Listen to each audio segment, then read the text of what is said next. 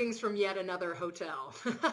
Making a commitment is sometimes the best way to overcome the paralysis of fear and act. My friend Jaclyn said, I don't remember much about that night. I just remember the sound of the lock clicking behind me and knowing that from that point on, I was on my own. There was great power in that. So I was having coffee with Jaclyn when I was talking to her about the time she entered the cage fighting ring.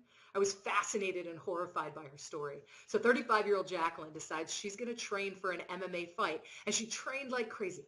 When she went to the weigh-in, she felt strong and ready and confident. She met her opponent. Now, this wasn't the heavyweight televised kind of stink-face, face-off type thing you see on TV. I was kind of disappointed to hear that it was a very friendly conversation.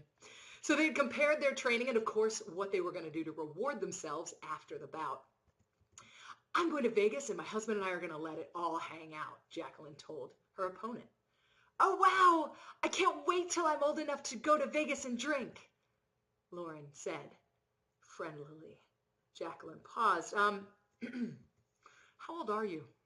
And seconds ticked by slowly as Jaclyn braced herself from the answer. I'm 20, Lauren said. Oh my God, Jaclyn said, I could be your mom. Oh no, Lauren said, that could make me feel really bad about going into the ring with you. To keep herself from punching the child right there, Jaclyn nervously bid her farewell and left the arena. What am I thinking? She was thinking. I'm an old lady. This is ridiculous. Her confidence took a huge roundhouse kick to the head. But being the coach and inspirational badass that she is, she turned her self-talk around. No, I'm ready. I've worked hard for this. I'm strong and I deserve to be in the ring. Age is a number. This little girl doesn't know what she has coming.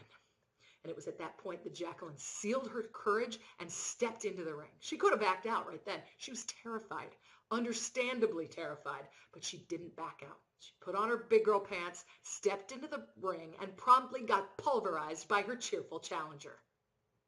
Not that she didn't give Lauren a significant walloping before the ref called her the winner by decision, though.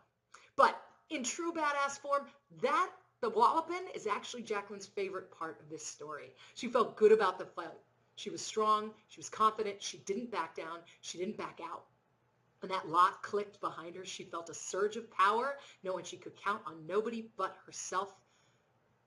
I know how she felt because I felt the same way when I was at the starting line for my second Ironman. I was terrified. And when the starting gun sounded, I had my wetsuit on, I heard that proverbial lock click behind me.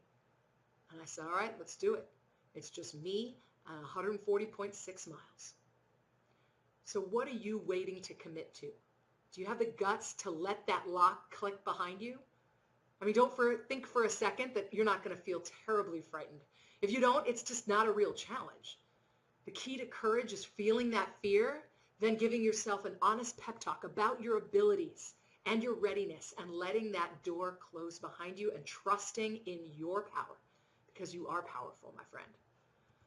You'll be absolutely amazed at what you can do if you try.